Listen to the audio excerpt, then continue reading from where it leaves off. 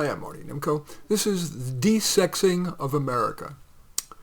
I live in the San Francisco Bay Area, which is often a bellwether for the nation, if not the world. In recent decades, we have been desexing.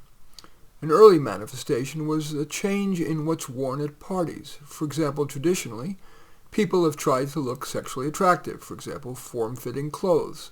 Well, that started to give way, especially in the young. To take a vivid example, at raves, by the mid-90s, the sexy look had been largely replaced by desexed, androgynous, loose-fitting, drab-colored clothes. Today, as I sit in cafes in Berkeley or Oakland, desexed appearance has become near ubiquitous, from head to toe. Head?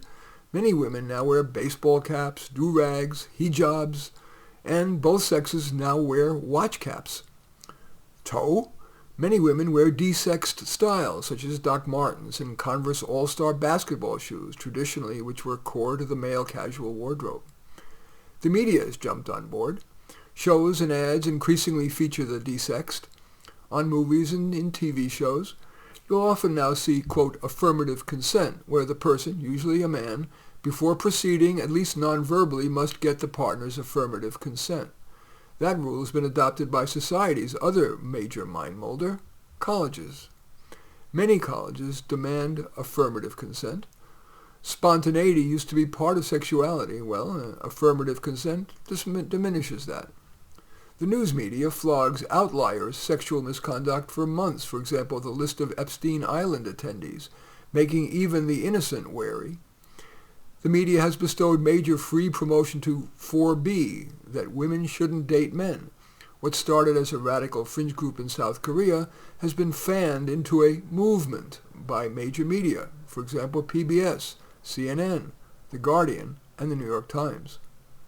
Many workplaces have adopted zero-tolerance policies. For example, a pin-up calendar, blue joke, and elevator eyes can be deemed a punishable, quote, hostile environment. That's desexing. Flirting after having been turned down once or twice can violate the organization's sexual harassment code, desexing. A romantic relationship between coworkers, especially with a supervisee, can bring down even the most successful. For example, Boeing CEO Harry Stonecipher was credited with Boeing's resurgence, but got fired after having a consensual affair with a fellow executive. In most workplaces today, people are cautious about even mild flirting. That's desexing. Free online pornography's wide availability has demystified all varieties of sex, which damages one's sex life. After all, you can see any fantasy, any reality, again and again, for free. That's desexing. The effects. Desexing brings advantages and disadvantages. Advantages? Less distraction in and outside of work. Less focus on the veneer of appearance, which in turn increases focus on substance. A corollary?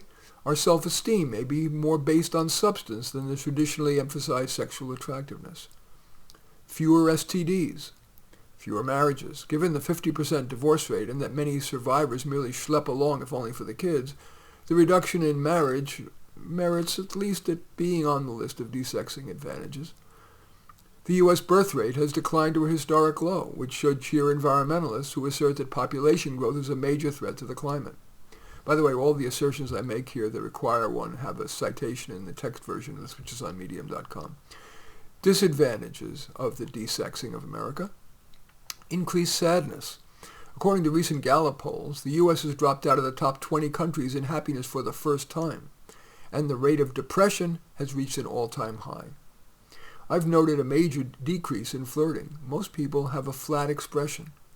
Fashion, including makeup, which used to be a source of creativity, self-expression, and a way to increase sexual attractiveness, is increasingly replaced by a desexed prole uniform of the aforementioned loose-fitting, typically in what I call Soviet gray or protest black. In some, maybe we are better off in a less sexed environment, but that requires our devaluing that sex has been one of humankind's prime pleasures since, well, Adam and Eve. In any event, that's called the Desexing of America. As usual, I welcome your thumbs up and accept your thumbs down. I always look forward to your comments and especially like it if you hit the share button below. Share on your social media so that my efforts can have broader impact. And I am flattered if you choose to subscribe to my channel. And certainly would welcome you taking a look at any of my 34 books. Perhaps the most relevant to this is A Dose of Reality, but all 34 are on Amazon. In any case, I thanks for watching. I'm Marty Nemko.